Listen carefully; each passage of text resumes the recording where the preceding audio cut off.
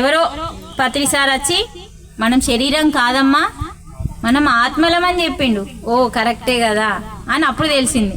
కానీ ఇంకా మనం ఆత్మలము అని జీవించట్లేదు. మరి నీ లోపల ఆత్మ ఉంది, నా లోపల ఆత్మ ఉంది అని ఒక్కటిగా జీవిస్తున్నామా? కాబట్టి ఇంకా మనం ఆత్మలమని ఎదగలేదు. ఎప్పుడైతే నేను ఈ శరీరం కాదు అందరము ఆత్మలమే అని ఎప్పుడైతే మనం అనుకుంటామో ఎక్కడ గొడవ ఉండదు, ఎక్కడ పాపం ఉండదు. అప్పుడు తెలిస్తే మోక్షము అన్నాడు. ఏం తెలాలా? నేను ఆత్మస్వరూపాన్ని, ఈ ఆత్మే ఈ బ్రహ్మాండంలో ఉన్న పరమాత్మని ఈ తెలుసుకోవాలి అంటున్నాడు. ఇది తెలిస్తే మోక్షం తొందరగా వస్తుంది అంటున్నాడు. ఎందుకంటే మనం శరీరాన్ని తక్కువ పట్టించుకొని ఆత్మకి ఎక్కువ ఇంపార్టెంట్ ఇస్తాం. నేను ఇందాక చెప్పిన కదా, శరీరానికి ఫుల్ ఆకలైందంటే ఆత్మని వండబెట్టినట్టే మీరు అందరూ. అర్థమైందా? శరీరంకి ఆకలి ఒక్కటేసారి కావాలి అని చెప్పింది. అరిస్తే 2-3 సార్లు అవుతుందండి, అరవకుండా రోజు ఇంట్లో ఉంటాం కదా ఒక్కసారి. అందుకని భగవద్గీత ఒక్కసారి తింటే యోగి అన్నది, 2 సార్లు తింటే నేను చెప్పలేదండి. ఇది ఎవరు చెప్పిండు? భగవానుడు చెప్పిండు. ఆ శ్లోకంలో చక్కగా మనకేం చెప్తుందంటే, ఒకసారి తిన్నావనుకో యోగి అవుతావు, 2 సార్లు తిన్నావనుకో భోగి, 3వ సార్లు తిన్నావనుకో ఇక 4వసారి చెప్పాల్సిన అవసరం లేదు, కాటికి పోతావు అని చెప్పిండు. అందుకని మనిషికి ఒకటేసారి ఆకలి అయితే ఆత్మకి దగ్గరైతావు అన్నది గీత. మనకి ఎంత ఇష్టమైన పదార్థం అక్కడ ఉందనుకో, సార్కు మిరపకాయ బజ్జీ అంటే ఇష్టమేనా? అసలు ఎన్ని తింటాడు చెప్పండి? ఓ 10 తింటాడా? పిచ్చి మిరపకాయ బజ్జీ అంటే పిచ్చి ఉన్నది, కానీ ఒక్కటి కంటే ఎక్కువ తినడండి. మీరు తెలుసో లేదు మీకు? 2వ మిరపకాయ బజ్జీ ఎన్నడు తినాక మేము చూడలే. అంటే దాని మీద ఇష్టం ఉండాలి. అది ఇష్టంతో తిన్నప్పుడు దాని శక్తి మన వశమవుతుందని చెప్పిండు. కానీ 12-10 తినమని చెప్పలే. మనం అంటే లావంటే 2 తినాల. అందుకని పత్రిసారు ఒకటే మిరపకాయ బజ్జీ తిని అబ్బా ఏం బాగుంది అమృతంగా అంటాడు. అరే మేము పిసోళ్ళం అవుతుంది, సారుగా అంతగానము బజ్జీ బజ్జీ బజ్జీ అని అడిగిండు. ఫస్ట్ మనకు తెలియదు కదా, ఒకటే తిన్నాడు సార్, ఇంకోటి ఏమనుకుంటున్నావు అన్నాడు. అలా ఉంటారండి యోగీశ్వరులు. అంటే మనల్ని ఆ స్థితికి రమ్మని మనకి చూపిస్తున్నాడు, ఇలా తినాలి అని. ఏ పదార్థమైనా ఇష్టమే ఉండాలి, కానీ ఏది ఎక్కువ తినకూడదు, మధ్య మార్గం. అందుకని ఏది ఎక్కువైనా నష్టమే, ఏది తక్కువైనా నష్టమే. గింతే తిన్నామనుకో మళ్ళా కడుపులో పేగలు విలుస్తూ ఉంటాయి. ఆకలి అవుతుంది అన్నం పెట్టు అని లోపల విలుస్తుంది. శక్తి లేదు శరీరానికి. అదే బాగా తిన్నామనుకో, మంచిగా తిన్నామనుకో బాగా ఏమవుతుంది? కదలరాదు, ఇటు కదలరాదు, అడిగేయలేం. మళ్ళీ ఏమవుతుంది? అది జీర్ణం కాదు. లోపల ఏం జరుగుతుందో తెలుసుకోవాలా ఫస్ట్. అందుకే తెలిస్తే మోక్షము. తెలిసిందని లోపల ఏం జరుగుతుందో బాగేస్తే. ఇప్పుడు మీరు ఏమంటారు? గిర్ని అంటారా? ఏమంటాం? గిర్ని ఏం పడతారనలా? పిండి పట్టేటప్పుడు మీరు గమనించాల. ఆయన ఫుల్ దాన్ని నిండా నింపాడు, కొన్ని ఎందుకు వస్తాడు? కొన్ని పోసి కొన్ని తీసుకుంటాడు మళ్ళీ ఇక్కడ. అంటే మంచిగా పిండిగా మారాలి కాబట్టి. అదే ఒకటిసారి గుమ్మరిచ్చిందనుకో కొన్ని ఇత్తులు కూడా అందులో పడిపోతాయి, సరిగా పిండి పడదు. మరి నువ్వు తిన్నది ఏమవుతుంది? లోపల పిండిగా మారాలి కదా. అందుకని మనం కొంచెం వేయాల. అంటే తక్కువ లేక ఎక్కువ లేక మధ్య మార్గంగా వేస్తే కాస్త ఖాళీ ఉంటది కదా. గిర్ని తిరగడానికి స్థలం కావాల. లోపల మనకు ఒక మిషన్ ఉంది కదా, జీర్ణాశయం ఉంది కదా. ఆ జీర్ణాశయము అన్నాన్ని పిండిగా మారుస్తుంది. మనకు కూడా గిర్ని ఉంది లోపల. ఎప్పుడైతే అబ్బా సూపర్ నాకు ఇష్టం ఉన్నాయి అన్నీ అని దంచినాం అనుకో, లోపల అది కూడా దంచుతుంది నిన్ను. అప్పుడు ఏమవుతుంది తెలుసా అండి, మీకు అర్థమైతే లేదు. జీర్ణకోశము తొందరగా నాశనం అవుతుంది. అప్పుడు నీకు అన్నం అరగదు. ఓ ఏజ్ వచ్చినాక నీకు అన్నం అరగదు. ఇక తిందామంటే తిననీయది. గింత వేసినాం అనుకో అన్నం అరగది. అన్నం అరగపోతే ఏమవుతుంది, ఉబ్బరం అవుతుంది. ఉబ్బరం అయితే కూసుండలేవు, పడుకోలేవు.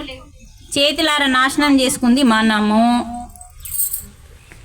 అసలు మన ధ్యానానికి స్వీటుకు మస్తు దూరం ఉండాలి తెలుసా. స్వీట్ ఏమిస్తుంది తెలుసా, మత్తునిస్తుంది.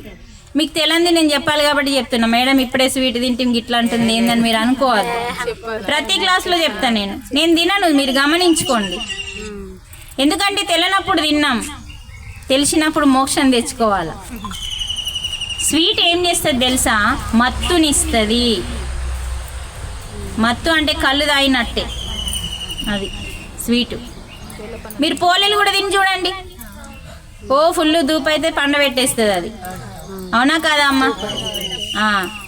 అందుకని మనకు ఎక్కువ శాతం ఏదో ఫెస్టివల్ అంటే పండగ రోజు నాడు మాత్రమే స్వీట్ తింటాం. అది కూడా మోతాదులో తీసుకోవాలి, కానీ ఎంత తీసుకోవాలో తెలుసుకోవాలి. బాగుంది, నీకు ఇష్టం దంచినం, అందుకే ముందు బెల్లమన్నం వండుల్లి, వైట్ అన్నం ప్రసాదం చేసుకోండి అంటున్నా. ధ్యానం కుదరాలి అంటే అమ్మ మీరు తక్కువే చేసిండ్రు చూసిన నేను. ధ్యానం కుదరాలి అంటే అమ్మ కొన్ని మనకి మనమే భగవంతులం కావాలంటే, మనం బ్రహ్మాండంలో ఉన్న బ్రహ్మలం మనం కావాలి అంటే, మోక్షం రావాలి అంటే, జన్మ లేకుండా నక్షత్ర లోకాలకి పత్రిసారెళ్ళిన చోటికి మనం వెళ్ళాలంటే కొన్నింటిని ఆపాలి, కొన్నింటిని కట్ చేయాలి. కొన్ని నియమాలు ఉంటాయి మనకి. అందుకని సారు ఎల్లిగడ్డని, మాంసాహారాన్ని, తర్వాత నిల్వ ఆహారాన్ని అంటే ఎప్పుడో వండింది తినడాన్ని, ఇలాంటి ఎందుకు ఆపేసిండు, మన ఎదుగుదలని కిందికి తీస్తుంది, ఎదగనియ్యాయి. మనకెందుకు ఇలాంటివి పెట్టిండు, ఏవి పెట్టని అన్ని స్వేచ్ఛనిచ్చిండు పత్రిసారు. మన దాంట్లో ఉన్నంత స్వేచ్ఛ ఏ సొసైటీలో లేదండి. వాళ్ళ దాంట్లో ఖచ్చితంగా కట్టుబాట్లు ఉంటాయి.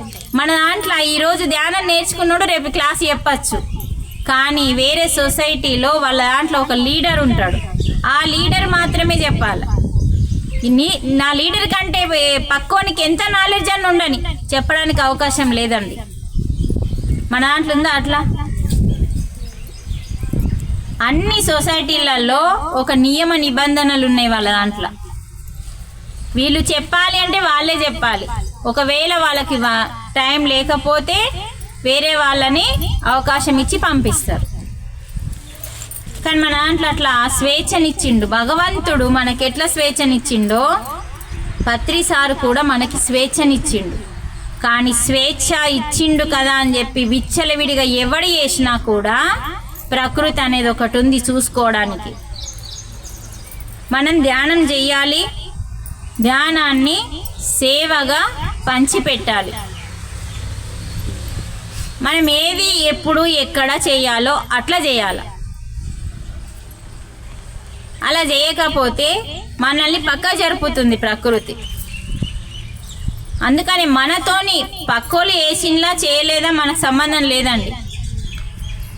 మన ధ్యాస మొత్తం ఎప్పుడు చూసినా మీరు గమనించండి, వేరే వాళ్ళ మీద ఎక్కువ ఉంటుంది. ఉంటుందా? మన మీద అసలు ఉండదు. మన మీద ఎప్పుడైతే మనకి ధ్యాస ఉంటుందో దాన్ని ఏకాంతము అంటాం. చూడండి, మన మీద మనకి ఫోకస్ ఉంటుంది చూడు, అదే ఏకాంతం. నీతో నువ్వు ఉన్నట్టు, నీతో నువ్వు ఉండడమే ధ్యానం అండి. నీతో నువ్వు ఉండట్లేదు కాబట్టి బోలెడన్ని ఆలోచనలు వస్తున్నాయి. ఆలోచనలు మరి నీకు ఎదుగుదల కోసం అంటే అది దిక్కు లేదు. వేరే వాళ్ళ నాశనం కోసం కొన్ని, వాళ్ళ ముచ్చట్లు కొన్ని, వీళ్ళ ముచ్చట్లు కొన్ని, ఎన్నికోళ్ళ ముచ్చట్లు కొన్ని, జమానా ముచ్చట్లు కొన్ని, గతంలో ముచ్చట్లు కొన్ని నీయి. ఇవన్నీ ఏమైపోయింది, నీ బుర్రలో చెత్తగా మారిపోయింది. అందుకని నీతో నువ్వు ఉండట్లేదు కాబట్టే నీతో నువ్వు ఉండడం కోసం ధ్యానం. అప్పుడు ఏమవుతుంది?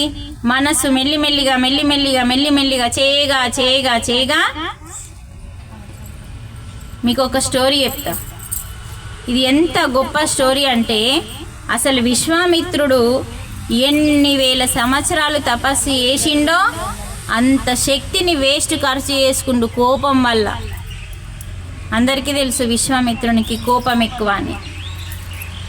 ఆయన ఏం చేసిండు తెలుసా? షార్ట్ కట్లో చెప్తా, మస్తు పెద్ద స్టోరీ ఉంటుంది ఆయన ఫస్ట్ మామూలుగా రాజు అండి, మంచిగా వినండి. మీరు కూడా ఎట్లా పోగొట్టుకుంటున్నారో మీకు తెలుస్తుంది. ఇప్పుడు రాజు అయితే ఒకసారి బ్రహ్మర్షి దగ్గరికి వస్తాడు. వశిష్ఠుడు ఎవరండి?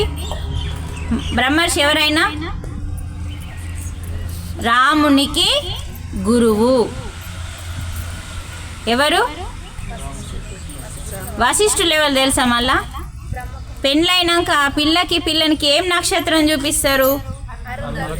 అరుంధతి భర్త. అరుంధతి మాతకి భర్త వశిష్ఠుడు. వీళ్ళిద్దరు గొప్ప భార్యాభర్తలు, సృష్టిలో నెంబర్ 1. ఆ మాతని ఎందుకు చూపిస్తారో తెలుసా మీకు? ఆ రోజు అరుంధతి నక్షత్రం అడ కనబడకపోయినా మనకి చూపిస్తారు. ఉంటుంది కానీ ఈ టైంలో కనబడుతుందా? యోగులకు కనబడుతుంది, మనకు కనబడదు. ఇప్పుడు నక్షత్రాలు ఉన్నాయండి పైన, మనం రాత్రికి వస్తాయి అనుకుంటాం, అవి ఎప్పుడు ఉంటాయి? ఎండకి కనబడాయి. ఆమె ఒక లోకాన్ని సృష్టించింది, నక్షత్ర లోకాలని. ఎందుకు సృష్టించింది అన్నది కూడా ఈ చరిత్రలో ఉంటుంది. ఆమె గురించి తెలుసుకున్న తర్వాత పెళ్లి చేసుకోవాలి. అప్పుడు భార్యాభర్తలు ఫైటింగ్ చెయ్యరు. అన్యోన్యంగా ఉండడానికి కారణం ఆమె.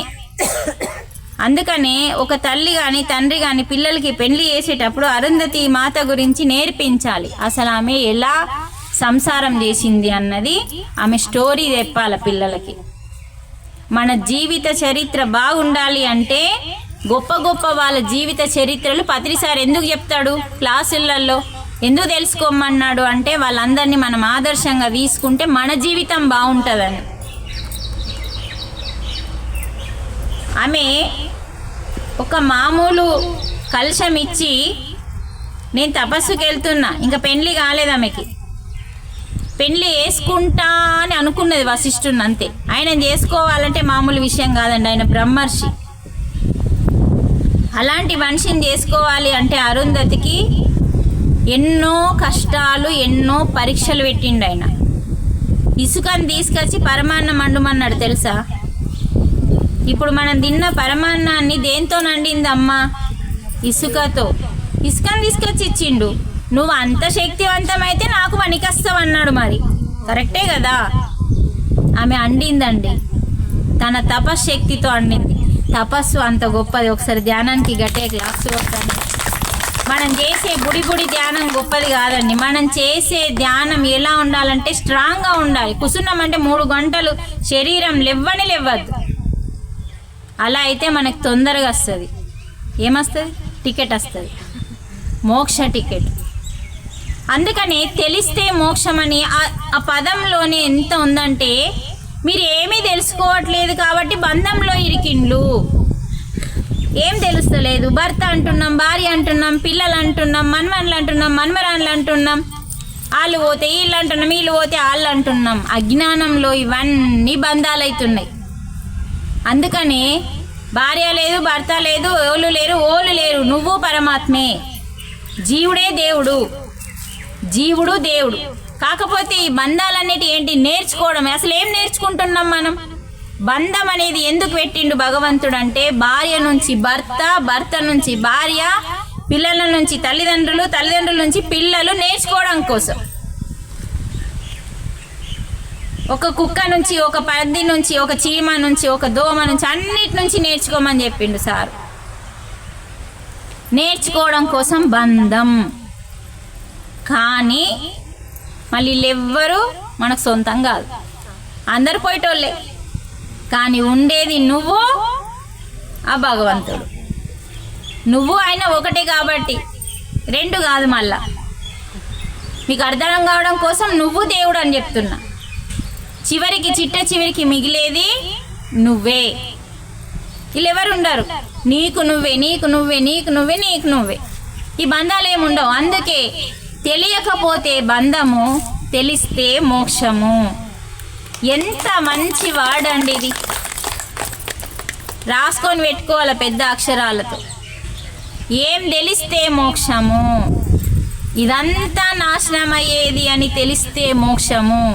వీళ్ళంతా నా వాళ్ళు కాదు, ఏదో ఒక రోజు అందరూ పోయేవాళ్ళే అని తెలిస్తే మోక్షము.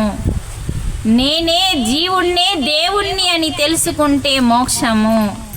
ఇలా ఎన్నో ఉన్నాయి తెలుసుకుంటే, కానీ తెలుసుకోవట్లేదు మనం. సారి చెప్పిండు, మనం బురకలు వేసుకున్నాం, ఆ తురుకోళ్ళ బురకలు తీసేసి తెలుసుకోవాల. అమావాస్య అంటున్నాం, పౌర్ణమి అంటున్నాం. అసలు అమావాస్య అంటే ఏంటిది, పౌర్ణమి అంటే ఏంటిది? ఇప్పుడు మోదీ ఉన్నాడు, ఎక్కడ ఉంటాడు? ఢిల్లీలో ఉంటాడు. మనం గడవాలి అనుకున్నాం, కలుద్దామా? కలుద్దాం. మరి ఢిల్లీ పోవాలంటే లాంగ్ కదా. సరే, ఆయన సడన్గా హైదరాబాద్ వచ్చిండనుకో, దగ్గరనా? దగ్గర. చూడండి, మరి ఢిల్లీ పోయగలుగుతామా, హైదరాబాద్ పోయగలుగుతామా? ఇప్పుడు చూడండి, సుఖం అది, సుఖము దగ్గర, ఈజీగా కలుస్తాం. అంటే ఢిల్లీ పోయి కలిసే బదులు హైదరాబాద్ వచ్చినప్పుడు కలిస్తే అయిపోతుంది అని ఆగి హైదరాబాద్ వచ్చినప్పుడు కలిస్తే అయిపోతుంది కదా, ఢిల్లీ పోవాల్సిన అవసరం లేదు. అలాగే పౌర్ణమి అంటే ఏంటిదంటే, నీకు భూమి మీదికి అధిక మహాశక్తులు వస్తాయి. అంటే నీకు దగ్గరలో వస్తున్నాడు మోడీ, ఢిల్లీలో ఉన్న మోడీ దూరంగా ఉన్నాడు, నీకు దగ్గరగా హైదరాబాద్కి వస్తున్నాడు. అప్పుడు నువ్వు పోయి కలిసినావు అనుకో, నీకు కష్టం లేదు.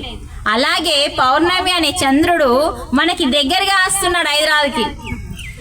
ఢిల్లీలో ఉన్న హైదరాబాద్కి ఎట్లా వస్తే తొందరగా పోయి కలుస్తామో, ఎక్కడనో ఉన్న శక్తులు, మహాశక్తులు అన్నీ కూడా ఆ 3 రోజులు ముఖ్యం, చాలా 3 రోజులు ఆ మహాశక్తులన్నీ పౌర్ణమికి మనకి దగ్గరగా వస్తున్నాయి.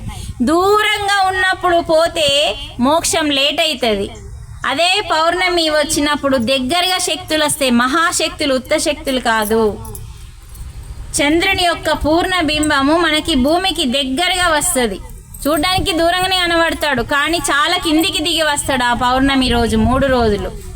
కాబట్టి మహాశక్తులు ఉంటాయి ఆ 3 రోజులు. కాబట్టి ఆ 3 రోజులు మంచి బాగా ధ్యానం చేస్తే బోలెడంత శక్తిని మనం సంపాదించుకుంటాం. అందుకని మనం తప్పకుండా పౌర్ణమికి 3 రోజులు, పౌర్ణమి రోజు ఒక్క రోజే కాదు, క్లాస్ తక్కువ పెట్టుకోవాలా, భోజనం తక్కువ తినాలా, ధ్యానం ఎక్కువ చేయాలా. అర్థమైందా? మోడీని నేను ఢిల్లీని కలుస్తా అంటే మీ ఇష్టం, హైదరాబాద్ వచ్చినా కూడా నేను పోను అంటే మీ ఇష్టం కదా. ఏ గంత దూరం ఏం పోతావు, హైదరాబాద్ వచ్చిండు సట్టు మన పోయి సిట్టు మన అద్దం పా అని పోయిండ్లు అనుకోండి, అప్పుడు మీకు సుఖంగా ఉంటుంది. అలాగే పౌర్ణమి చంద్రుడు మనకి 15 రోజులకు ఒకసారి ఫుల్ మహాశక్తిని తీసుకొని వస్తాడు, బోలెడంత భూమికి దగ్గరలో ఉంటాడు. మరి మనస్సుకు సంకేతం చంద్రుడు. మనస్సు ఎలా ఉంటుందో ఆ రోజు పౌర్ణమి రోజు మీ మనసు అంతా గందరగోళంగా ఉందనుకో, అది గందరగోళం 3 ఇంతలు పెరుగుతుందండి, గుర్తుంచుకోండి. మీ మనసుకు సంకేతమైన ఆ రోజు మంచిగా ఉన్నారు, ఆనందంగా ఉన్నారు, ఇట్లా అసలు సంతోషం పట్టలేకుంటున్నారు, ఆ సంతోషం 3 రెట్లు పెరుగుతుంది. ఈ పాయింట్ చాలా ముఖ్యమండి అందరికీ. పౌర్ణమి రోజు ఎవరైనా సరే, సాధకులనే కాదు, మామూలు వ్యక్తి కూడా ఏడ్చుకుంటున్నాడు అనుకో, అని ఏడుపు 3 ఇంతలు అవుతుంది. పౌర్ణమి యొక్క శక్తులు ఏది ఉంటే దాన్ని 3 రెట్లింపులు చేస్తుంది. మరి మంచిగా ఉండాలా, చెడ్డ ఉండాలా మీరే చూసుకోండి. పౌర్ణమి వస్తుందంటే జాగ్రత్త ఉండాలా, అంటే కావాలని జాగ్రత్త ఉండు కాదు, రియల్గా జాగ్రత్తగా ఉండాలి. ఏ పౌర్ణమి వచ్చింది, ఎటువంటి కష్టం ఉన్నా నేను తప్పకుండా ఆనందంగానే సంతోషంగానే ఉంటా. ఆ కష్టం నాకేం పెద్ద మాట కాదు, ఎందుకంటే పౌర్ణమి వస్తుంది, శక్తిని సంపాదించుకుంటా, చలో పోగొట్టేస్తా అని సిద్ధంగా ఉండాలి కదమ్మా. మరి అవకాశం ప్రకృతి మనకి ఇచ్చేసింది, నాకు ఒళ్ళు నొస్తుంది, నేను చేనులకు పోయినా అన్నామనుకో అది నొస్తూనే ఉంటుంది. ఈ చేనులకు పోతే ఒళ్ళు నొప్పి నన్నేం చేస్తుంది? నిజమండి, మనం అనుకోవట్లేదు, అనుకుంటున్నామా? అది నొస్తే నొస్తుంది అంటున్నాం, కానీ నొస్తే నాకేం చేసేది? అది శరీరంది, నేను ఆత్మని కదా అని స్ట్రాంగ్గా నీ యొక్క మనస్సుని దృఢంగా చేసి ధ్యానంలో కూర్చుంటే ఒళ్ళు నొప్పి ఆటోమేటిక్గా వెళ్ళిపోతుంది. చేసి చూడరు మీరు, వింటారు, విడిసపెడతారు. అందుకనే చెప్పేటప్పుడు మాట్లాడద్దు, మళ్ళీ నేను టైం ఇచ్చినప్పుడు అడగాల. నొస్తుందంటే ఇందాక అదే చెప్పిన, నొస్తుంది అంటే ధ్యాస మొత్తం దాని మీద ఉంటుందమ్మా. నొచ్చేటప్పుడు మీరు శ్రద్ధతో క్లాస్లో వినండి, నొప్పి మీద ధ్యాస ఉండదు, నొప్పి తెలియదు. ఇప్పుడు నేను 4-5 రోజుల నుంచి జ్వరంతో ఉన్నా ఇంట్లో. నిన్న మేము ట్రెక్కింగ్ పోయినాం, పోయింది జ్వరం, సర్ది పోయింది, జ్వరం పోయింది. అంటే కొన్ని మనకి వర్షాకాలం కానీ ఏ కాలం అన్నా కానీ అటాక్ అవుతాయి. కానీ దానికి మనం ఇందాక ఫస్ట్ పాయింట్ అదే చెప్పిన, భయపడద్దు, దేనికి మనం సరెండర్నెస్ కావద్దు. ఎందుకు? మన లోపల శక్తి ఉన్నదాన్ని మనం విజృంభించుకోవట్లేదు. మళ్ళీ ఎక్కడేసిన గొంగడి అక్కడలా అని మాట్లాడుతున్నాం. ఇప్పుడు ఏదైనా మాట్లాడినామంటే అది అడగాల వద్దా అనేది కూడా తెలుస్తలేదు. ఏదైతే చెప్తున్నామో అలా చేసి చూస్తామని మాత్రం అన్నారు. ఇప్పుడు నేనేమన్నా చెప్పినా కదా, చేసి చూస్తే మీకు జ్ఞానం వస్తుందా రాదో తెలుస్తుంది. ఇప్పుడు నేను చెప్పుడు అవసరం లేదు, మరి నొస్తున్నాయి ఏం చేయమంటావు అంటే ఇంకేం చెప్పాలా? ఫస్ట్ చేసి చూడాలా. ఏం చెప్పినా మనం ఏదైతే నొస్తుంది, మనకి ఏదన్నానండి, ఇదే కాదు ఏ ప్రాబ్లం అయినా ఉంది కదా, ఉన్నది ఉన్నది ఉన్నది అని 10 మందికి పంచితే ప్రకృతి ఏం చేస్తుందంటే దాన్ని ఇంకా పెంచుతుంది. ఇది సృష్టి రహస్యం. పత్రి సారు ఎందుకు ఇన్నిసార్లు ఏం చెప్తాడు మన నోటితోని? సాకార జగత్కి అంటాడు, ధ్యాన జగత్ ఎందుకు అనిపిస్తున్నాడు మనతోని? అది కావడం కోసం, దానికి శక్తిని ఇస్తున్నాడు. నువ్వు దేనికి శక్తిని ఇస్తున్నావు? నొస్తుంది అంటే దానికి శక్తిని ఇస్తున్నావు. మనకు అర్థమైతలేదు, యోగులకు అర్థమైనట్టు మనకు అర్థం కాదు. కాబట్టి క్లాస్లో ఇవన్నీ చెప్తూ ఉన్నప్పుడు మనం అర్థం చేసుకొని దాన్ని పాటించాలి. పాటించాం, ప్రశ్నలు వేస్తాం. పాటించినప్పుడు దాని నుంచి మనకి జ్ఞానం వస్తుంది. ఆ జ్ఞానమే నీకు అనుభవించినావు కాబట్టి అది ఇప్పుడు ఇంకొకళ్ళని వస్తుంది అనుకో, అలా పోయి నువ్వు చెప్పగలుగుతావు. అప్పుడు నువ్వు ఒక మెట్టు ఎక్కినట్టు. పని చేసినప్పుడు నొస్తే ఎట్లన్నా, కానీ ఆ పనిని దైవంగా మార్చుకోమన్నాడు. ఆ నొప్పిని కూడా గమనించమన్నాడు ధ్యానంలో. ఏదైతే నొప్పి ఉంటుందో ధ్యానంలో కూర్చున్నప్పుడు ఆ నొప్పిని గమనిస్తే కూడా నువ్వు ఏం చేసినావని ఆ శరీరం చెప్తుందంటే, శరీరానికి శక్తి లేకపోయినా నువ్వు పని ఎక్కువ చేసినావు కాబట్టి నీకు నొప్పి వస్తుంది అని చెప్తుందండి. ఇప్పుడు శరీరం చెప్తుందా చెప్పదా? మీకు పని ఎక్కువ అయిందనుకో చాలు అని చెప్తుందా చెప్పదా? పని ఎక్కువ బాగా ఉందనుకోండి, ఈరోజు మీ ఇంట్లో ఉంటే చాలు అని కాలు చేతులు గుంజుతాయి, నడుమును వస్తుంది, ఇంకా చేయలేము అంటే దాని అర్థం ఏంది? శరీరము మీకు ఇంటెన్స్ ఇస్తుంది, మీరు ఆపాలి. మనం ఏం చేస్తాం తెలుసా? ఇంకా కొంచెమే ఉంది అని మొత్తం చేసేదాకా శరీరాన్ని కష్టపెడతాం. అలా కష్టపెట్టినప్పుడు ఆ నొప్పి తగ్గదు. మనకు అన్నీ చెప్తాయండి, మనతో అన్నీ మాట్లాడతాయి. మనం ఎరుకలో ఉండం, మన బుర్ర అక్కడ సెంటర్లో ఉండదు. కాబట్టి మనం ఎప్పుడైతే ధ్యాసతో ఉంటామో, ఏకాగ్రతతో, ఎరుకతో ఉంటామో అన్నీ మనకి చెప్పినవి అన్నీ వినిపిస్తాయి. అప్పుడు అవేం చెప్పినాయో మనం అది చెయ్యాల. కడుపు కూడా అన్నం సాలు అని చెప్తుందా చెప్పదా? ఆకలి అయిందని చెప్పినప్పుడు సాలని కూడా చెప్తుంది. కానీ మనసు ఏం చెప్తుంది? కమ్మగా అయింది.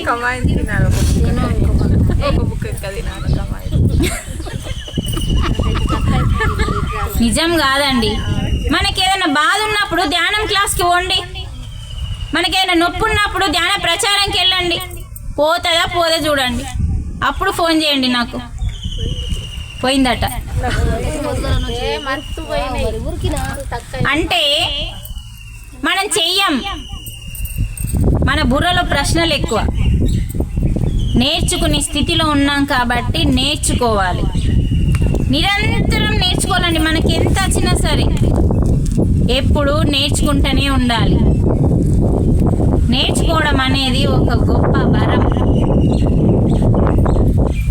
నేర్చుకోవడం తక్క నాకు బోలెడంత వచ్చిందన్న అహం ఎక్కువ. అందుకని మనకి ఏదైనా సరే ఒక బంధం కూడా చాలా ఇంపార్టెంట్ అండి.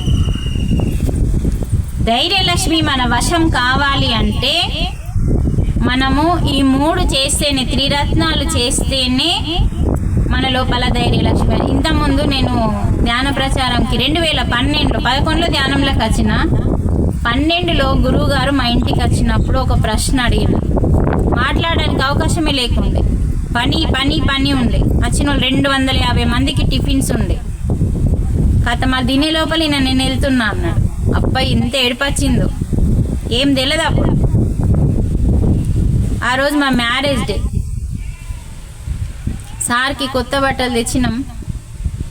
బట్టలు పెడితే నాకు అద్దమ్మ బాగున్నాయి, వేరే వాళ్ళకి ఇవ్వండి అన్న. సరే మీరైతే తీసుకోండి, మళ్ళీ మీకు ఇష్టమైన వాళ్ళకి ఇచ్చేయండి అంటే రోజు పెళ్లి చేసుకోనిలే అని ఆశీర్వదించండి. పెళ్లి రోజు కదా అంటే మీ జీవితంలో రోజు పెళ్లి రోజులాగా ఉండాలి అని చెప్పి ఆశీర్వదించి నేను పోతున్నా అన్నాడు. సరే సార్ కనీసం కింది దాకన్నా మీతో వస్తా అని అంటే సరే నా భుజం మీద చేసేసి నన్ను కింది దాకా మేము పైన ఉంటాం కింది దాకా తీసుకెళ్ళినాక కారులా కూర్చున్నాడు. ఆ కారు దగ్గర నేను నిలబడ్డా. నాకు ధ్యాన ప్రచారం చేయడానికి కొంచెం భయం వేస్తుంది సార్ అన్న. అప్పుడే కదా కొత్త ధ్యాన ప్రచారం చేసే వాళ్ళు, నిజంగా ధ్యాన ప్రచారం చేయాలనుకునే వాళ్ళు ఏమి అడగాల్సిన అవసరం లేదు. మీరు మొట్టమొదటి అడుగు వేయండి, మిగతా అడుగులన్నీ విశ్వం మీతో నేర్పిస్తుంది అని చెప్పింది. అంటే లోపల ఏ భావం ఉంటే విశ్వం మీ అడుగు లేపిస్తుంది అన్నాడు సారు. అది గుర్తుపెట్టుకోవాలి. లోపల ఏమి స్వార్థం ఉండద్దు. ఏ స్వార్థం లేకుండా నేను ఎదగాలి, నాతో పాటు దుఃఖంలో ఉన్న ప్రతి ఒక్కరూ ఈ ధ్యానం చేసి ఎదగాలన్న నిర్మలమైన మనస్సుతో ధ్యాన ప్రచారంకి వెళ్తే విశ్వం నీ వెంబడ నడుస్తుంది అన్నాడు. విశ్వం మన వెంబడ నడవాలి అంటే నా క్లాస్ బాగా మంచిగా వస్తుంది, నేను చెప్పగలుగుతున్నా అన్న అహంతో మనం ఎప్పుడు బయటకు వెళ్ళొద్దండి. ఒక క్లాస్ మనకు అవకాశం వచ్చిందంటే మనం ఇంకొక మెట్టు ఎక్కడానికి. ధ్యాన ప్రచారం మనకు బోలెడంత వచ్చిందని ధ్యాన ప్రచారం కాదండి, బోలెడంత నేర్చుకోవడం కోసం. అందుకని ఎవరన్నా క్లాస్కి పిలిస్తే వెళ్ళాలి, చెప్పాలి. కానీ నువ్వు చదివింది చెప్పద్దు. నీకు ఇక్కడ ఎంత అర్థమైంది, అది ఈ అర్థమైంది నువ్వెంత తీసుకున్నావు అది అనుభవించిన తర్వాత చెప్పాలి. ఇందాక నేను బుక్ అవుతే మీకు ఎంతవరకు అర్థమవుతుంది అని అన్నా. మనం ఎప్పుడైతే రకరకాలుగా ఉంటుందండి మన మైండ్. మీరు మళ్ళీ బుక్ చదవండి క్లాస్ విన్న తర్వాత. ఎంత ధ్యాస పూర్తిగా పుస్తకంలో పురుగుగా మారిపోయి చదివితే అప్పుడు బాగా అర్థమవుతుంది మనకి. ధ్యాస అంతా ఒక కాడ పెట్టి అక్షరాలు చదివితే అక్కడ ఏం అక్షరాలు ఉన్నాయో కూడా అర్థం కాదండి. అందుకని ఇక్కడ ఏమంటుండు యోగి వేమన, గాలిలోన పుట్టి గాలిలోన పెరిగి, గాలిలో పుట్టినమ్మ, గాలిలోన పెరిగి గాలిలోన మర్మ మెరగవయ్యా, ముక్కులోని గాలి ముక్తికి దారయా, విశ్వదాభిరామ వినురవేమ. ఏమర్థమైంది మనకి? అమ్మ కడుపులో ఉన్నప్పుడు గాలిలోనే ఉన్నాం. గాలి లేకపోతే ఏమవుతుంది? నువ్వు శవమవుతావు. అవునా? మరి గాలి ఎంత గొప్పదో యోగి వేమన మనకి చెప్తున్నాడు. గాలిలోనే పుట్టినావు, ఈ గాలిలోనే పెరిగినావు చూడు. ఇప్పుడు ఇక్కడ గాలి ఆగిపోయింది అనుకో, మనం ఆగిపోతాం. మరి గాలిలోని మర్మ మెరగట్లేదు, రహస్యం మెరగట్లేదు. నువ్వు మర్మం అంటే రహస్యం. గాలిలో ఒక రహస్యం ఉంది. ఆ రహస్యాన్ని బుద్ధుడు కనిపెట్టి పత్రిజీని పంపించిండు మన కోసం. అంటే గాలిలో రహస్యాలని అందరూ కనుక్కొనలేరు. అంత తెలివి ఎక్కడి మనకి భూమి ఉన్నదా, ఆస్తులున్నాయా, అంతస్తులున్నాయా, నగలున్నాయా, చీరలున్నాయా, గివిటి గురించి ఆలోచిస్తాం. గాలి గురించి ఆలోచించే అంత తెలివి మనకెక్కడిది? అందుకనే భగవంతుడే భూమి మీదికి బుద్ధుడిలాగా దిగొచ్చిండండి. బుద్ధుడు సాక్షాత్తు విష్ణుమూర్తి. భగవంతుడి ఇప్పుడు మనకి పసిపిల్లలు ఉన్నారండి, చిన్న ఉన్నారు. అమ్మాయి ఉంది చూడు, ఇట్లా చిన్నగా ఉన్నారు. ఏం తెలుస్తుంది వాళ్ళకి? మరి మనం ఇంత పెద్దగా అయినా కూడా ఎందుకు తెలియలేదంటే మన ఆత్మ చిన్నగా ఉంది. ఇది అర్థం చేసుకోండి. శరీరం ఊరంత ఉండొచ్చు, కానీ ఆత్మ పసిపిల్లగా ఉంది. అందుకు మనకు తెలియట్లేదు. అందుకే మనం ప్రాపంచికం మీద పడి కొట్టుకపోతున్నాం. భూమి ఉందా, నగలున్నాయా, చీరలున్నాయా, ఈ డిజైన్ చీర లేకపాయ, ఆ డిజైన్ చీర లేకపాయ అంటాం. అంటే మన పిల్ల ఆత్మగా ఉంది. ఇప్పుడు ఆ పసిపిల్లకి ఏమైనా తెలుస్తుందా? మన ఆత్మ అలా ఉంది కాబట్టి భగవంతుడు. ఇప్పుడు మనం ఆ పిల్లని ఎట్లా ఎంబడబట్టుకొని తిరుగుతాం? గాలికి వదిలేస్తామా అమ్మాయిని? చిన్న పిల్లల్ని గాలికి వదలకుండా తల్లి ఏం చేస్తుంది? ఒక రక్షణ కవచంగా ఉండి ఎంబడే ఉండి రక్షించుకుంటుంది ఒక ఏజ్ వచ్చేంత వరకు. అలాగే భగవంతుడు అనే మన తండ్రి కూడా మన పిల్ల ఆత్మలకి రక్షణ కవచంగా ఉండడానికి భగవంతుడు భూమి మీదికి దిగి వచ్చి ఆత్మ పాఠాలు నేర్పిస్తున్నాడు. మరి అలాంటి భగవంతుడు మన దగ్గరికి దిగి వస్తున్నాడు. నీలోనే నేనున్నాను, చూసుకో చూసుకో చూసుకో అని చెప్పిన మనకు షోలు వినబడతలేవు, షోటోళ్ళమైన. మళ్ళీ వస్తున్నాడు. కన్న తల్లి మనకి ఎంత చేస్తుందో, బిడ్డ ఎన్ని తప్పులు చేసినా క్షమించి ఎంత చేస్తుందో తల్లి, అలాగే భగవంతుడు కూడా, మనల్ని సృష్టించిన భగవంతుడు కూడా మనకి తండ్రి లాంటి వాడే కాబట్టి ఎన్ని తప్పులు చేసినా కూడా మళ్ళీ వస్తూనే ఉన్నాడు, చెప్తూనే ఉన్నాడు. అందుకనే గాలిలో మర్మం ఉందని యోగులు కనిపెట్టి ఇలా మనకి ఇచ్చింది. మరి రహస్యం ఉంది. ఏంటా రహస్యం? ముక్కులో ఏముంది? గాలి ఉంది. ఆ ముక్కులోని గాలి ముక్తికి దారయ అన్నాడు. అంటే ముక్కులో గాలిలో ఏం రహస్యం ఉంది? ముక్తికి దారి ఉంది. నువ్వు మొత్తుకుంటావు కదా, మోక్షం కావాలా, ముక్తి కావాలా, అది ఎక్కడుందట? ముక్కులో ఉందట. మరి మనం ఎక్కడికి పోతున్నాం? తీర్థయాత్రలకి పోతున్నాం, మనం బయట తిరుగుతున్నాం. మరి ముక్కు లోపలికి కొమ్మంటుండ ఆయన. పత్రిజీ చెప్పింది ధ్యానం అదే. ముక్కులోని గాలి మీద ధ్యాస పెడితే ముక్కులోకి పోయినట్టే. అవునా కాదా? నీ ధ్యాస ముఖ్యం. నీ ధ్యాస ఎక్కడుంది అన్నది ముఖ్యం. అందుకనే ముక్కులోని గాలి ముక్తికి దారయ. విశ్వదాభిరామ వినురవేమ. విశ్వదాభిరామ వినురవేమ అంటే వివరంగా చెప్పండి. విశ్వద అభిరామ వినురవేమ, ముగ్గురు పేర్లు వచ్చినాయి ఇంట్లో. విశ్వద అంటే ఆ యోగి కాకన్నా ముందు ఆయన దగ్గర ఉంటుండే ఈమె, వేమన దగ్గర ఒక వేశ్య. చూడండి, ఒక వేశ్య కూడా ఒక యోగినిగా మారింది. దేంతోని? ఆత్మజ్ఞానంతోని. ఆత్మజ్ఞానం ఒక వేశ్యని కూడా మార్చేసింది. అంత గొప్పది. అంటే అభిరాము స్నేహితుడు, చిన్ననాటి స్నేహితుడు వేమనకి. విశ్వద ప్లస్ అభిరామ వినుర వేమ. విను విను విను అని ప్రతి పద్యంలో చెప్తున్నాడు. మనమేమో వింటలేం. ఎవరికి వస్తాయండి చెప్పండి వేమన పద్యాలు?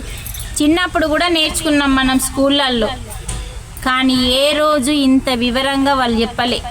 పత్రిజీ వచ్చేదాకా మనకి ఏది అర్థం కాలే. That is Patriji.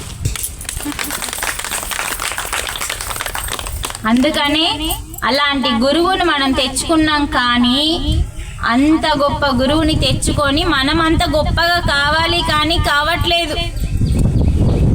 మనం ఎదగడానికి 2-3 సంవత్సరాలు చాలండి, గట్టిగా పడితే.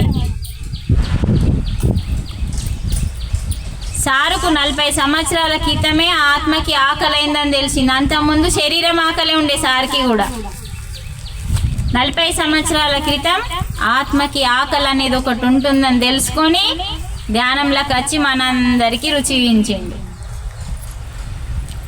పూజ చేయ చేయ పూజారి తానాయే. ఏం చేస్తాం మనం? పూజలు చేసి చేసి ఏమంటున్నాడు వేమన అంటే, వేమన యోగి కాకన్నా ముందు శరీర వ్యామోహం మీద ఉంటుండే. శరీరమే నేను అనుకున్నాడు. ఈ శరీరం యొక్క అందంని మురిసిపోయి ఎప్పుడు ఆడవాళ్ళతో ఉండేవాడు. ఆమె ఎప్పుడు ఈయన దగ్గరనే ఉండాలి అనుకుంటుంది ఆమె విశ్వద.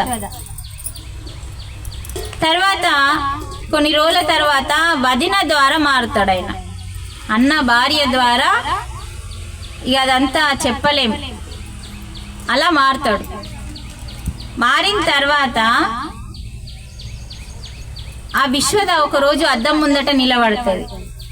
నిలబడగానే ప్రకృతి ఇస్తుంది. అంతే, ప్రకృతి ఒక బిడ్డని యోగిగా భూమి మీదకి పంపించింది కదా, ఆ యోగిని కానివ్వకుండా విశ్వద ఆపేస్తుందని ప్రకృతి ఏం చేసిందంటే, అద్దం ముందర నిలబడ్డ విశ్వద శరీరాన్ని, బయటనేమో శరీరం ఉంది, అద్దంలో చూస్తే మొత్తం అస్థి పంజరం లాగా కనిపిస్తుంది తన శరీరం.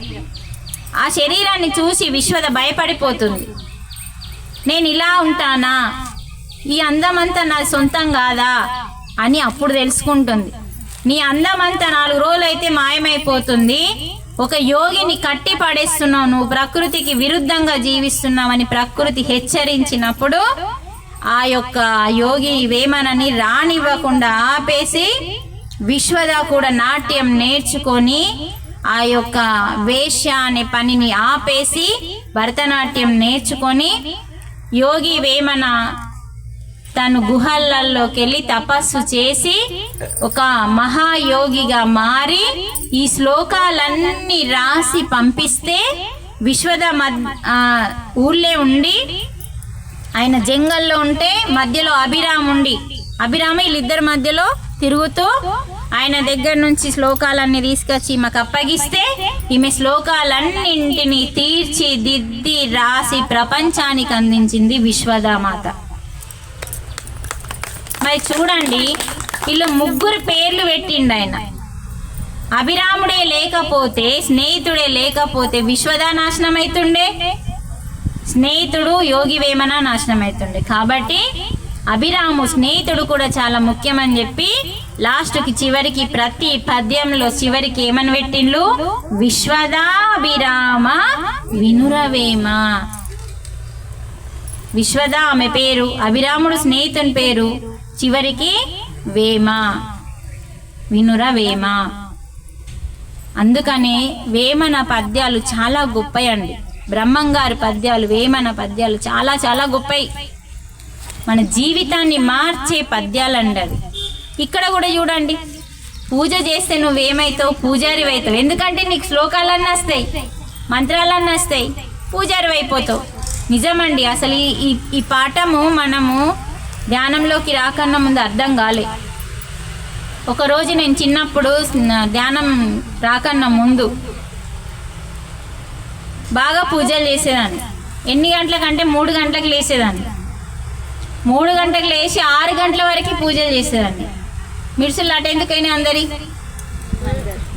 మందత్తే ఏమన్నా రాని మిర్సులు ఇటు దింపేయండి, లేకపోతే ఇక్కడ స్టాప్ అవుతుంది. 3 గంటలు పూజలు చేస్తే అహంకారం వచ్చింది, భక్తి ఏమో కానీ. ఎందుకు వచ్చింది తెలుసా? పంతులు కూడా అంత బాగా వాడడు అన్న అహం వచ్చింది నా లోపల. ఎన్ని పుస్తకాలు మా ఇంట్లో స్తోత్రాలే. ఏ దేవుని మీద స్తోత్రం పాడకపోతే ఏ దేవునికి కోపం వస్తుందో అని చెప్పి అన్ని దేవుళ్ళ స్తోత్రాలన్నీ హైదరాబాద్కి వెళ్ళి తెప్పించుకున్నా. ఫస్ట్ వినాయకుంది, తర్వాత లక్ష్మీమాతది, తర్వాత నవగ్రహాలు, ఇలా మొత్తం మొత్తం పాడేదాన్ని. కథం నోటికి కంఠస్థం అయిపోయినాయి ఇక పాడి పాడి పాడి పాడి. ఎక్కడన్నా పూజ జరిగితే వాళ్ళు నాకు పిలిపస్తుంది. అరే పూజారి కన్నా గిరాకు ఉందో లేదో కానీ నాకు గిరాకు ఉంటుంది. అప్పుడు మనిషికి అహం వచ్చింది. అయితే ఇది చదివినాక నాకు అర్థమైంది,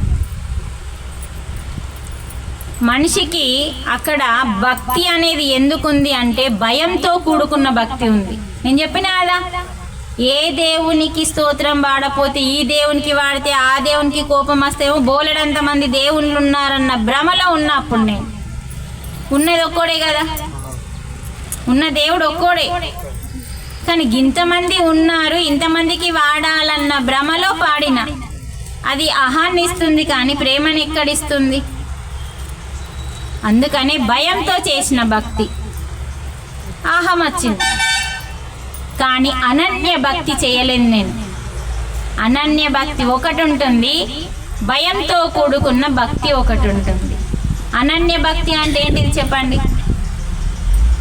భయం అంటే ఇప్పుడు చెప్పిన నేను, ఏ దేవునికి వాడకపోతే ఏ దేవునికి కోపం వస్తుందని అన్ని దేవుళ్ళకి వాడడం ఇష్టం ఉన్నా లేకపోయినా. అనన్య భక్తి అంటే భక్త ప్రహ్లాదలాగా ఏమీ తన కోసం అడగడు, తన కోసం ఏమీ అడగకుండా తన రాజ్యం కోసం లోక కళ్యాణం కోసం అడుగుతాడు.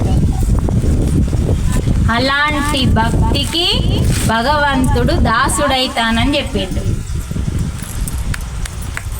చూడండి, మన దగ్గర అలాంటి భక్తి ఉంటే ఎప్పుడో మోక్షం వచ్చేది. భక్తి ఆత్మకి సంబంధించింది ఉన్నా కూడా కీర్తన రూపంలో అన్నమయ్యకి వచ్చింది మోక్షం. ఆయన కీర్తన రూపంలో ఆత్మ గురించి మాట్లాడిండు, మనం మాటల రూపంలో మాట్లాడుతున్నాం, అంతే తేడా.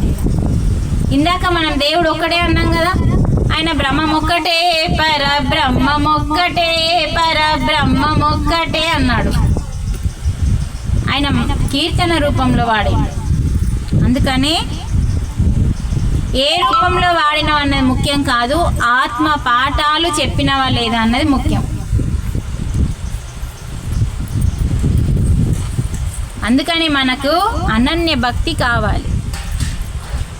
అనన్య భక్తి అంటే చూడండి, మనం అందరం లోక కళ్యాణం కోసం వర్క్ చేస్తున్నాం.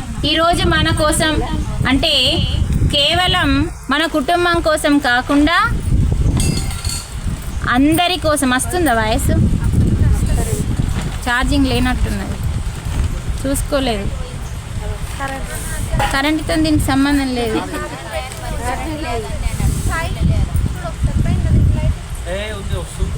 హలో,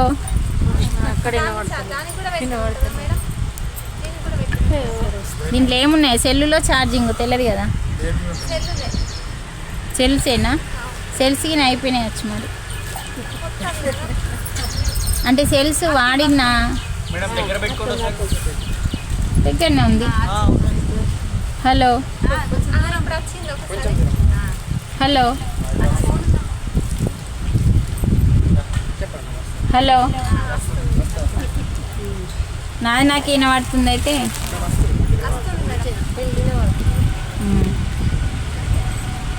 ఎక్కడ చెప్పంగా ఆపేసిన? భయంతో పూజ చేసి భక్త ప్రహ్లాద అనన్య భక్తి. మీరు చెప్పినవన్నీ రాంగే. అవన్నీ అయిపోయినాక ఏడికి పోయినా నేను? ఇంటి దగ్గర. మన ఇంటి పని, మన సొంత పని కాస్త ఆపేసి లోక కళ్యాణం కోసం ఇది చెప్పినా నేను. అవన్నీ అయిపోయినాక అప్పుడప్పుడు మనం ఎక్కడ విన్నామా లేదా అని చెక్ చేసుకోవాలి. వాళ్ళని నస్తే చాలు దృష్టి అటు పోతుంది కాబట్టి ఎక్కడ ఉన్నామో తెలుస్తలేదు. అంటే ఈరోజు ఏం చేసినాం మనం? ఇంట్లో పనులు పక్కకు పెట్టి కాస్త ఇది ఒక ప్రోగ్రాం కోసం, ఒక లోక కళ్యాణం కోసం ఇక్కడ మనం అంటే ఇలా మనం ఎక్కువ చేయాలి అని చెప్పిండు సార్. దీన్నే మనం ఏమి ఆశించకుండా చేయిస్తే దీన్నే అనన్య భక్తి అంటాం. అనన్య భక్తి అంటే దీపం పెట్టు, అగరబత్తి పెట్టి ఇవి కాదు. భక్త ప్రహ్లాద ఇవేం చేయలేడు. ఆయన నిరంతరము ఆయనతోనే ఉన్నాడు. నన్ను చంపుకుంటే నిన్ను చంపుకున్నట్టే, నన్ను హింసిస్తే నిన్ను హింసించుకున్నట్టే పరమాత్మ నీ ఇష్టమని కళ్ళు మూసుకుంటాడు. అందుకనే కర్మయోగము అన్నాడు. పనిలో కూడా దైవాన్ని చూడమన్నాడు. ఇప్పుడు ఇక్కడ అందరు పని చేసిండ్రు కదా, ఆ పనిలో మీరు ఏమి ఆశించద్దు. ఈ సేవ నాకు దొరికినందుకు ధన్యురాల్ని అనుకొని చేయాలి. అప్పుడు ఏమవుతుంది? అది అనన్య భక్తి అవుతుంది. అంటే నీకోసం ఏమి అడగట్లేదు. నలుగురు వచ్చి భోజనం చేయాలంటే మనం అందరం కలిస్తే చేస్తే అవుతుంది. కానీ ఇది తెలిసి కూడా మనం రావట్లేదు. ఒక టైం అనేది మనం పెట్టుకుంటాం, ఆ టైంకి మనం రాము. టైంకి మనం రానప్పుడు నేర్చుకోవాల్సింది ఎంతో ఉంటుంది, నేర్చుకోము. అందుకనే భగవంతుడు అనన్య భక్తికి దాసునైతానని చెప్పిండు. దాసుడు అంటే ఎవరు తెలుసా? దాసుడు అంటే ఎవరు? సేవకుడు. అంటే అనన్య భక్తి ఎంత గొప్పదో చూడండి. ఆశించని భక్తి. ఇలా కర్మ చేయు, అలా వదిలిపెట్టు. మనం ఏం చేస్తాం? కర్మలు చేసి మూట కట్టుకుంటాం. నేను చేసిన బల్ల మీద ఒక పేరు, ఫ్యాన్ మీద ఒక పేరు, బిందె మీద ఒక పేరు, గంజి మీద ఒక పేరు, నేను ఇచ్చిన, నేను చేసిన, దీనికి రిజల్ట్ జీరో.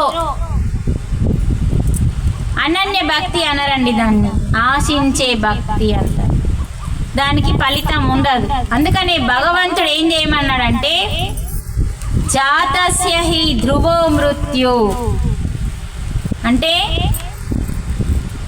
మనకిక్కడ ధ్రువో జన్మ మృతస్య చ. ఎవరైనా పుడతాడు చేస్తాడు, పుట్టినవాడు చేస్తాడు. అబ్బా పుట్టిండని సంతోషం. పుట్టిన వాళ్ళందరూ ఏమవుతారు? మళ్ళా చస్తారు అంటున్నాడు ఈ శ్లోకంలో. సచ్చిండని ఏడుస్తున్నాం కదా, సచిన వాళ్ళందరూ మళ్ళీ ఏమవుతారు? మళ్ళీ వేరే చోట పుడతారు. అందుకని దీనికోసం ఎందుకు ఏడుస్తున్నావు అని భగవానుడు ప్రశ్నిస్తున్నాడు. మీరేం చావట్లేదు, కానీ ఇది సత్యం తెలుసుకోక భ్రమలో బతుకుతున్నప్పుడు మన ఆత్మ ఎదుగుదల ఉండదు.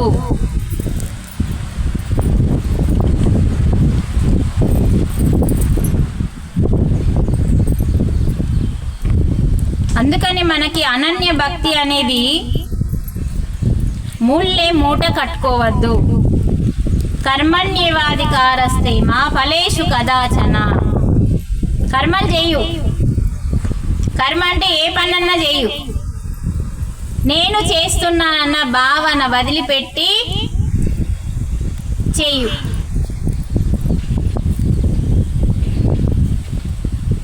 మళ్ళీ ఎవరన్నా రాలేరనుకోని పని చేయడానికి అనేస్తాం దబ్బన.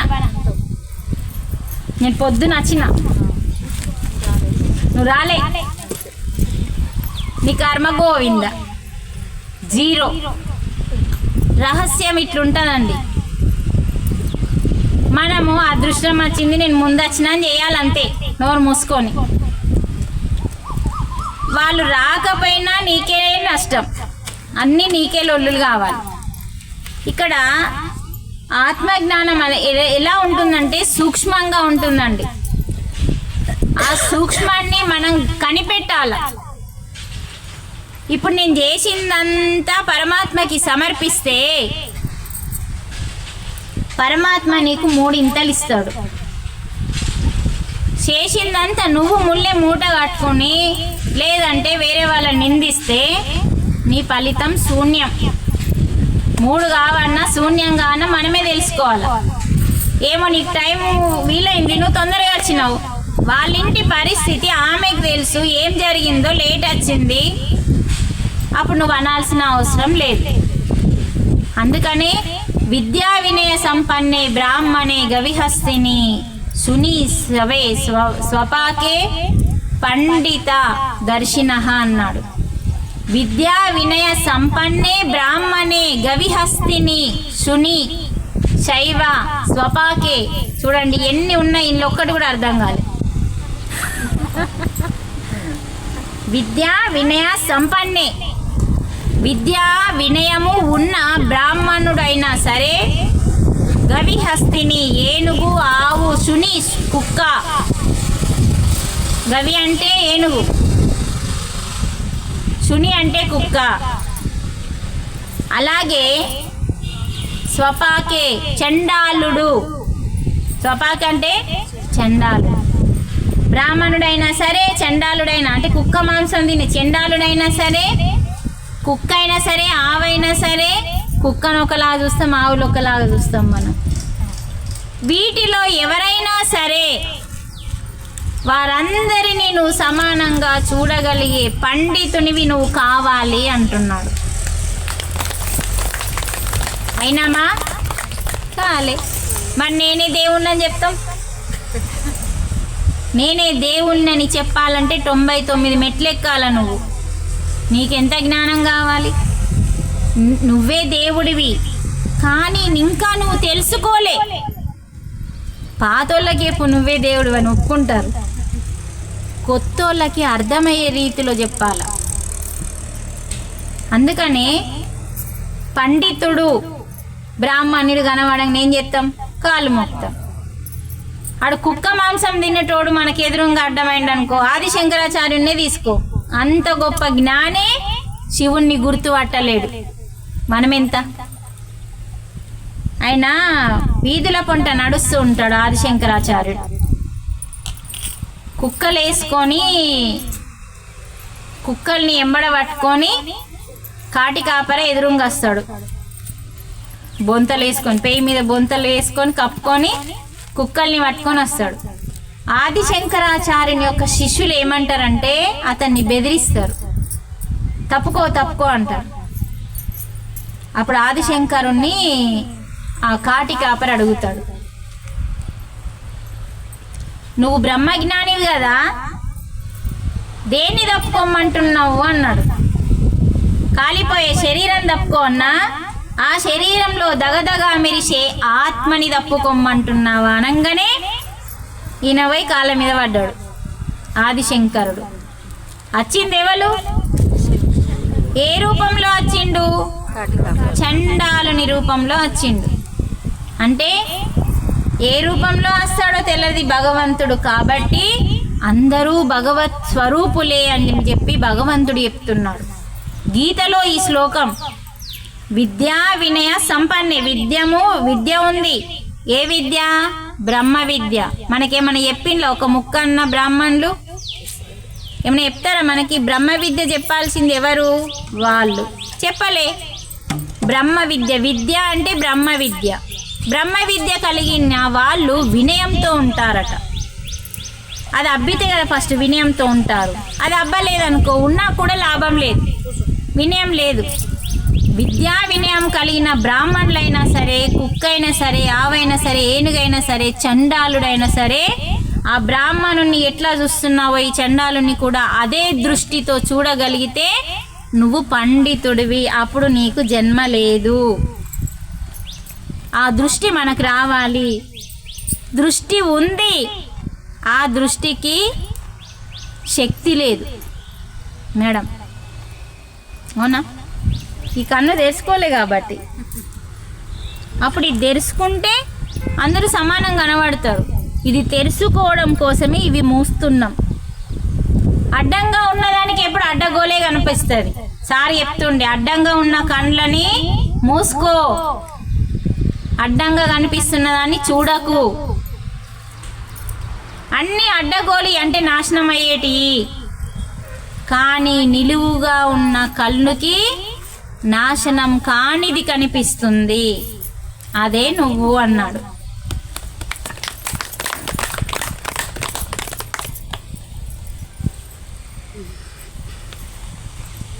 అందుకని ఈ శ్లోకం అంత ఇంపార్టెంట్. ఇప్పుడు ఇది ఒక చెట్టు అనుకుందాం, చెట్టే అంటే పండ్ల చెట్టు అనే బదులు వేప చెట్టే, ఇది కూడా పండ్ల చెట్టే. చూడండి ఇప్పుడు చెట్టుకు పండ్లు ఉన్నాయి. ఫస్ట్ ఏమవుతుంది? పూత. కాత, పూత, కాయ. కాత, పూత, కాయ. కాయ తెంపుకోం కదా, తినలేం. ఎప్పుడు తింటాం? చెట్టుకి ఒక కాయ పండైన తర్వాత మళ్ళీ ఏమవుతుంది? పండు రాలిపోయి మరొక చెట్టుగా తయారు కావడానికి విత్తనం తయారు చేసుకుంటుంది. అలా మనం కూడా ఒక పండు కావాలి, పండితుడిలాగా. ఈ చెట్టుకు పండిన పండులాగా మనం కూడా పండిపోవాలి, ఒక పండితునిలాగా అన్నాడు పత్రిజీ. పండినమనుకో ఏమైతుంది? మన లోపల ఇంకొక జన్మ లేకుండా ఇంకొక లోకానికి వెళ్తాం. మనం పండు కావాలి, కాయలుగా ఉన్నాము. ఈ కాయను ఎవడు ముట్టుకోడు, ఎవడు తినడు, పండునే అడుగుతాడు అందరూ. మామిడి పండు ఉందా, జామ పండు ఉందా, అన్ని పండ్లే అడుగుతాం. కాయలు అంటామా? నిమ్మ పండు కూడా అంటాం. ఆఖరికి పండు ఉంటే రసం ఎక్కువ, కాయ ఉంటే రసం తక్కువ. ఎందుకు పండును అడుగుతున్నామంటే పండు పరిపక్వం చెందిపోతుంది, జన్మ లేదు ఇంకా దానికి. అందుకని మనం పండితులం కావాలి. మనం పండితులం అయినామనుకో అంటే సమదృష్టి. పండితుడు అంటే ఏంటిది? సమానమైన దృష్టి, వాడి మీద వీడి మీద. వాడు గొప్పోడైనా అసలు కాళ్ళే అవసరం లేదు మొక్కాల్సింది అన్నాడు పత్రిజీ. ఎంతో గొప్పోడు, కాళ్ళు మొక్కించుకున్నాడా? అందుకే అవసరం లేదు. ఎందుకంటే నువ్వు దైవత్వం, నేను తెలుసుకొని దైవం అయిపోయినా. నువ్వు తెలుసుకోలే, నువ్వు దైవమే, కానీ ఇంకా నీకు ఆ స్టెప్లో లేవు. మస్తుందండి మనం నేర్చుకునేది, మీకు అర్థమైతలేదు. టైం వేస్ట్ చేస్తున్నారు. మీ చెప్పి ఎన్నిసార్లు వచ్చినా నేను ఇక్కడికి. మందేరి మనకి ఈరోజు అమావాస్య ఉందంటే మనం చుట్టి పెట్టుకోవాలి. ఎందుకంటే మనం కేవలం తినడానికి తాగడానికి రాలే. మనం ఈరోజు అమావాస్య వచ్చింది, ఈరోజు పౌర్ణమి వచ్చిందంటే ఇది మన పండగ. ఎంత పనున్నా సుఖ తెల్లారి చూసుకుంటా, తర్వాత చూసుకుంటావా? ఇప్పుడు 500 కోసం మన ఎదుగుదల నాపుకున్నట్టే. ఇవి మళ్ళీ మనం ఫ్లోలో విన్న, ఈ క్లాస్లో ఫ్లోలో విన్న అక్షరాలు వేరుంటాయి, వీడియోలో విన్న అక్షరాలు మనసులో పట్టాయి. నేను మళ్ళీ వీడియో చూస్తా, కానీ స్వయంగా మనం టాకీస్లో చూసిన సినిమాకి, ఫోన్లో చూసిన సినిమాకి తేడా లేదా?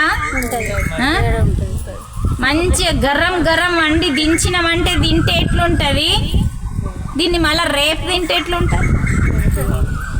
దాని ఉత్సాహం అంతా పోయిందా లేదా? భోజనంది శక్తి పోయిందా లేదా? మరి వీడియోకి శక్తి ఎక్కడ ఉంటుంది? అందుకనే సారు స్టేజ్ మీద ఫ్లూట్ వాయిస్తే శక్తినిచ్చిండు. ఇప్పుడు ఫోన్లో ఫ్లూట్ మ్యూజిక్ పెడితే శక్తి లేదు. సారు ఫ్లూట్ ఎందుకు వాయిస్తున్నావు, సైలెంట్ మెడిటేషన్ చేయాలని అంటే, నా శక్తిని ఇష్టంతో వాయిస్తున్న ఫ్లూట్ ద్వారా పంపిస్తున్న మీ అందరికీ, మీరందరూ ధ్యానంలోకి వెళ్ళడానికి ఒక శక్తిని పంపిస్తున్నా అంటాడు సారు. ఆయన ఫ్లూట్ వాయిస్తూ ఉంటే కృష్ణుడు వాయించినట్టుగా మైమర్చిపోయేవాళ్ళు. అన్నీ కలవోసుకొని వచ్చిండు మన గురువు. ఎంత కష్టాన్ని తెచ్చుకున్నాడు, కానీ కష్టం నేను చేసిన అని మనకెన్నడూ చెప్పుకోవాల్సిన అవసరం రాలే. అని మనం తెలుసుకోవాలి. పత్రిజీ ఒక్క పిరమిడ్ కట్టడానికి సొసైటీ పక్కకు పెట్టండి. ఫస్ట్ సార్ ఏం చేసిండో తెలుసా? సొసైటీని నిర్మించలేదండి. నా దగ్గర అంత సత్తా ఉందా అని కూడా అనుకోలేదు ఆయన. ఫస్ట్ ఆయన ఏం చేసిండంటే 100% సత్యం ఎక్కడుంది, ఏ సొసైటీలో ఉందో ఫస్ట్ ఆరా తీసిండు మొత్తం అన్నిటి ప్లేస్లకి. వినండి, కొంచెం నీళ్ళు ఇయ్యరా తాగడానికి.